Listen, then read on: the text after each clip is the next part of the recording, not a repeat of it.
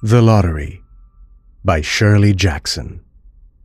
Narrated by Pablo Oliver. The morning of June 27th was clear and sunny, with the fresh warmth of a full summer day. The flowers were blossoming profusely, and the grass was richly green.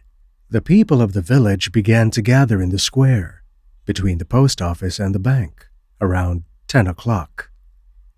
In some towns, there were so many people that the lottery took 2 days and had to be started on June 26th.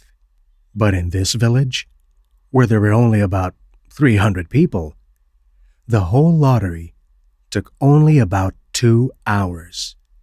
So it could begin at 10 o'clock in the morning and still be through in time to allow the villagers to get home for noon dinner. The children assembled first, of course. School was recently over for the summer, and the feeling of liberty sat uneasily on most of them. They tended to gather together quietly for a while before they broke into boisterous play, and their talk was still of the classroom, and the teacher, of books and reprimands. Bobby Martin had already stuffed his pockets full of stones, and the other boys soon followed his example, selecting the smoothest and roundest stones. Bobby and Harry Jones and Dickie Delacroix, the villagers pronounced this name, Delacroix, eventually made a great pile of stones in one corner of the square and guarded it against the raids of the other boys. The girls stood aside, talking among themselves, looking over their shoulders at the boys, and the very small children rolled in the dust or clung to the hands of their older brothers or sisters. Soon, the men began to gather, surveying their own children, speaking of planting and rain, tractors and taxes.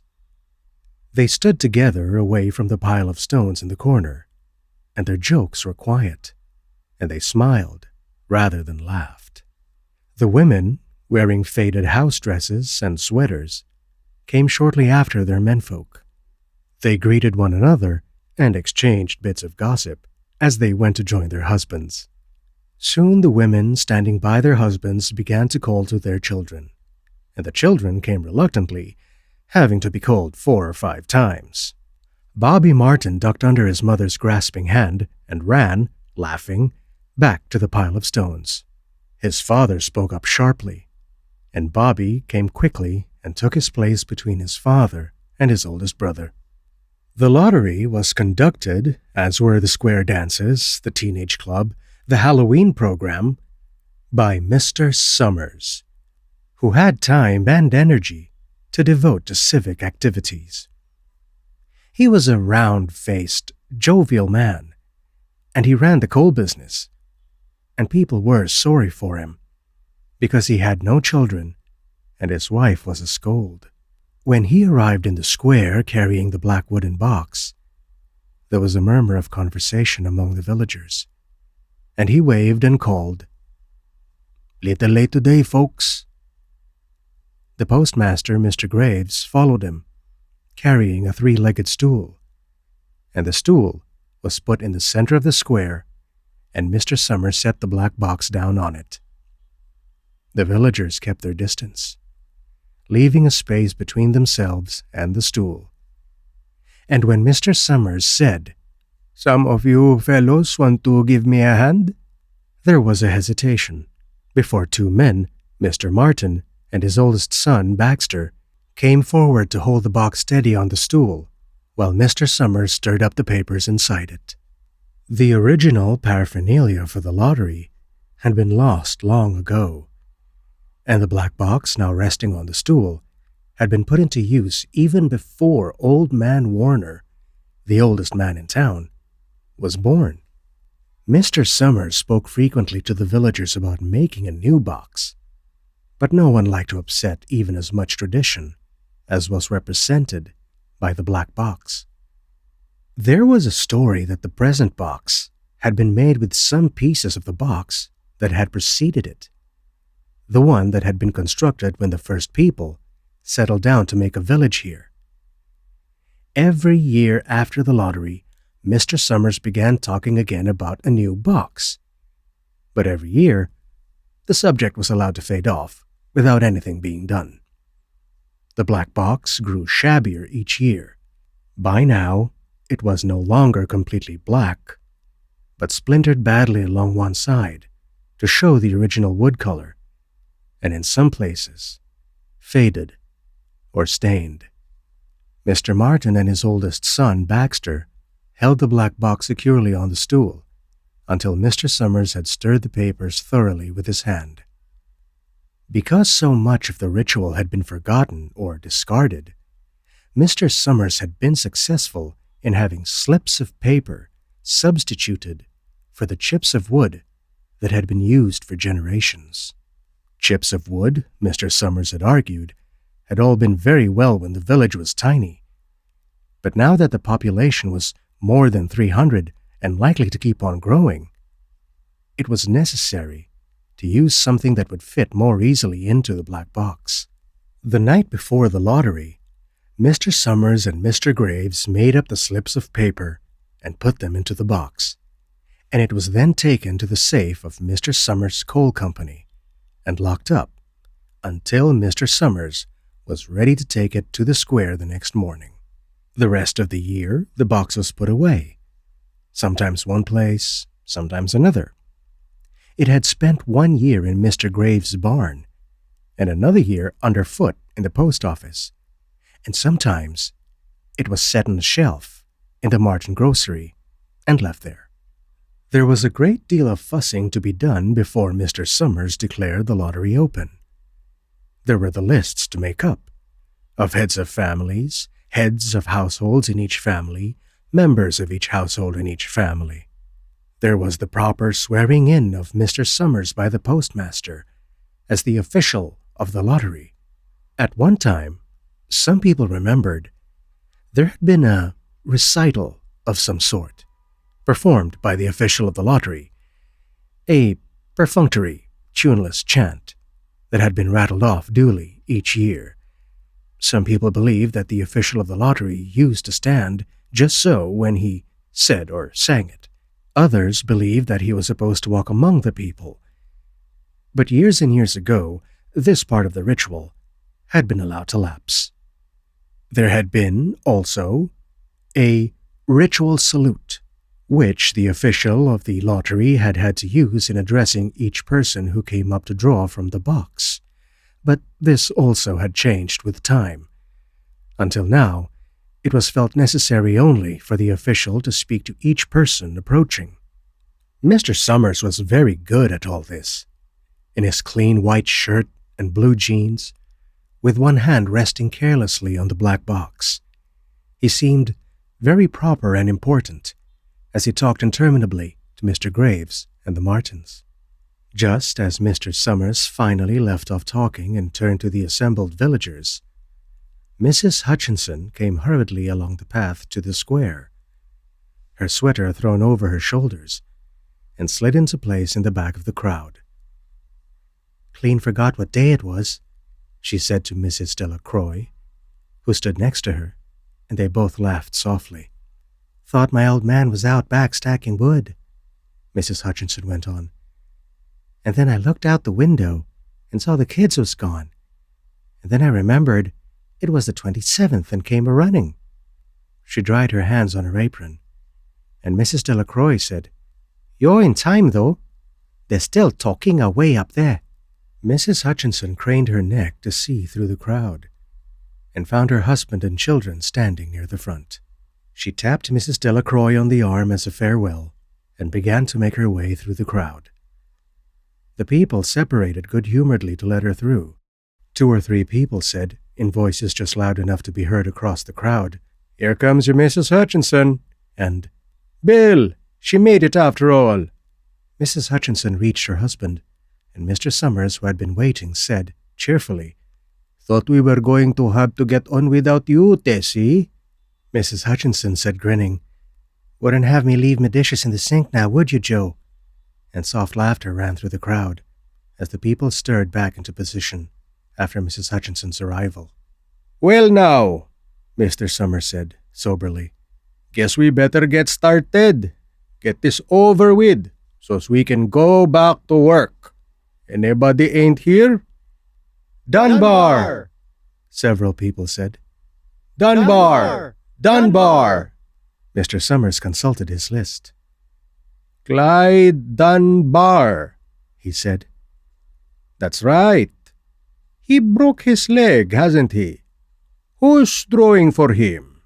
Me, I guess, a woman said, and Mr. Summers turned to look at her. Wife draws for her husband, Mr. Summers said. Don't you have a grown boy to do it for you, Janie? Although Mr. Summers and everyone else in the village knew the answer perfectly well, it was the business of the official of the lottery to ask such questions formally. Mr. Summers waited with an expression of polite interest, while Mrs. Dunbar answered. Horace is not but 16 yet, Mrs. Dunbar said regretfully. Guess I gotta fill in for the old man this year. Right, Mr. Summers said. He made a note on the list he was holding. Then he asked, Watson boy drawing this year? A tall boy in the crowd raised his hand. Here, he said. I'm drawing for my mother and me. He blinked his eyes nervously and ducked his head as several voices in the crowd said things like, Good fellow, Jack, and Glad to see your mother's got a man to do it. Well, Mr. Summers said, Guess that's everyone. Old man Warner make it. Here, a voice said, and Mr. Summers nodded. A sudden hush fell on the crowd as Mr. Summers cleared his throat and looked at the list. All ready? He called. Now, I'll read the names, heads of families first, and the men come up and take a paper out of the box. Keep the paper folded in your hand without looking at it until everyone has had a turn. Everything clear? The people had done it so many times that they only half listened to the directions. Most of them were quiet, wetting their lips, not looking around. Then Mr. Summers raised one hand high and said, Adams! A man disengaged himself from the crowd and came forward.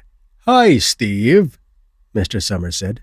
And Mr. Adams said, Hi, Joe. They grinned at one another, humorlessly and nervously. Then Mr. Adams reached into the black box and took out a folded paper. He held it firmly by one corner as he turned and went hastily back to his place in the crowd, where he stood a little apart from his family, not looking down at his hand. Allen, Mr. Summers said. Anderson. Bentham. Seems like there's no time at all between lotteries anymore, Mrs. Delacroix said to Mrs. Graves in the back row. Seems like we got through with the last one only last week. Time sure goes fast, Mrs. Graves said. Clark. Delacroix. There goes my old man, Mrs. Delacroix said. She held her breath while her husband went forward. Dunbar, Mr. Summers said. And Mrs. Dunbar went steadily to the box while one of the women said, Go on, Janie. And another said, There she goes. We're next, Mrs. Graves said. She watched while Mr. Graves came around from the side of the box, greeted Mr. Summers gravely, and selected a slip of paper from the box. By now, all through the crowd, there were men holding the small folded papers in their large hands, turning them over and over nervously. Mrs. Dunbar and her two sons stood together, Mrs. Dunbar holding the slip of paper. Harbort! Hutchinson! Get up there, Bill, Mrs. Hutchinson said, and the people near her laughed. Jones! They do say, Mr. Adams said to old man Warner, who stood next to him, that over in the North Village, they're talking of giving up the lottery. Old man Warner snorted. Pack of crazy fools, he said. Listening to the young folks, nothing's good enough for them. Next thing you know, they'll be wanting to go back to living in caves. Nobody work anymore. Live that way for a while. Used to be a saying about lottery in June, corn be heavy soon. First thing you know, we'd all be eating stewed chickweed and acorns. There's always been a lottery, he added petulantly. Bad enough to see young Joe Summers up there joking with everybody. Some places have already quit lotteries, Mr. Adams said. Nothing but trouble in that, Old Man Warner said stoutly. Pack of young fools. Martin!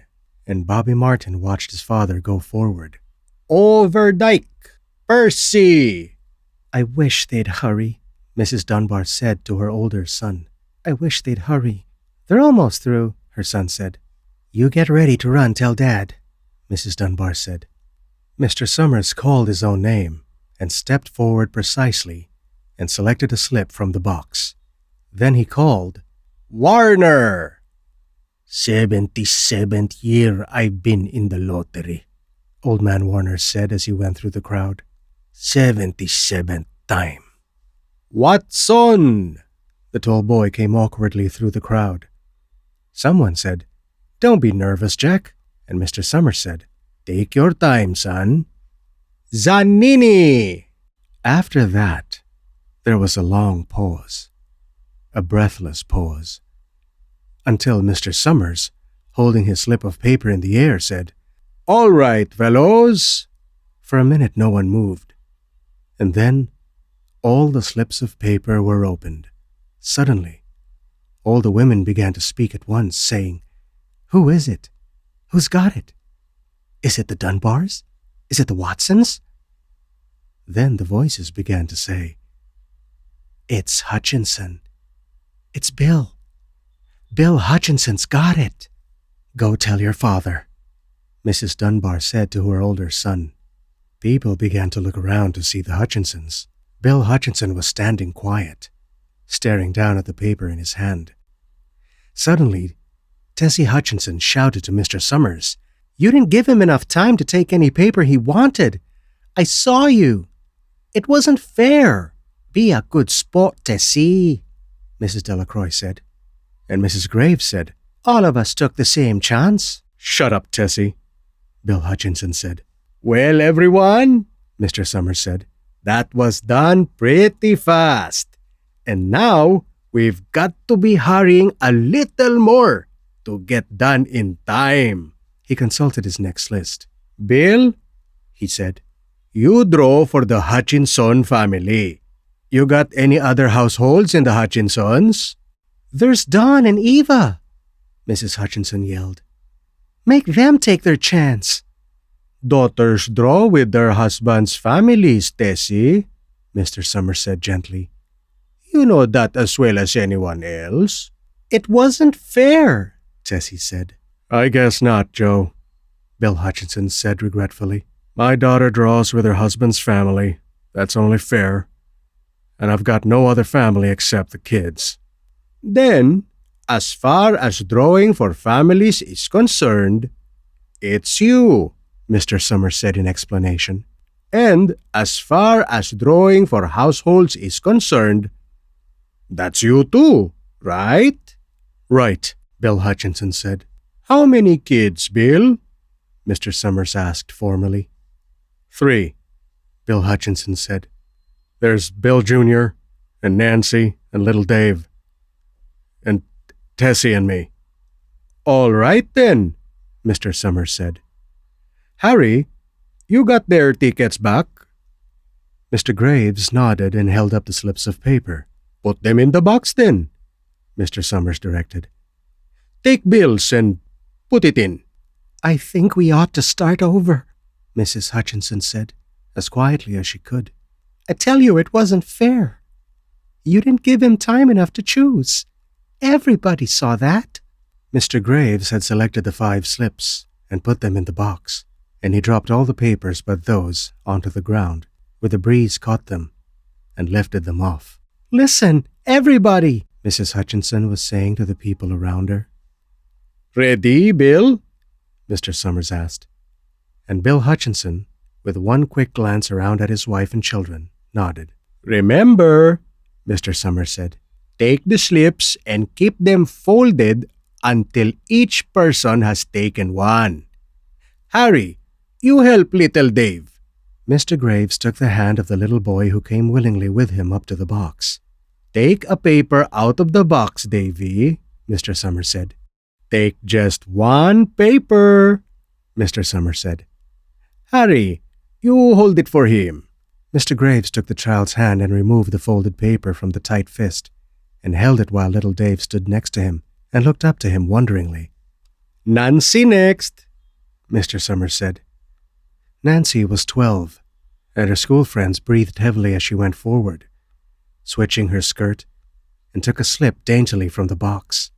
Bill Jr., Mr. Summers said, and Billy, his face red and his feet overlarge, nearly knocked the box over as he got a paper out. Tessie, Mr. Summers said. She hesitated for a minute, looking around defiantly, and then set her lips and went up to the box. She snatched a paper out and held it behind her. Bill, Mr. Summers said, and Bill Hutchinson reached into the box and felt around, bringing his hand out at last with a slip of paper in it. The crowd was quiet. A girl whispered, I hope it's not Nancy, and the sound of the whisper reached the edges of the crowd. It's not the way it used to be, Old Man Warner said clearly. People ain't the way they used to be. All right, Mr. Summers said. Open the papers. Harry, you open little Dave's. Mr. Graves opened the slip of paper, and there was a general sigh through the crowd as he held it up, and everyone could see that it was blank. Nancy and Bill Jr. opened theirs at the same time, and both beamed and laughed, turning around to the crowd and holding their slips of paper above their heads. Tessie, Mr. Summers said.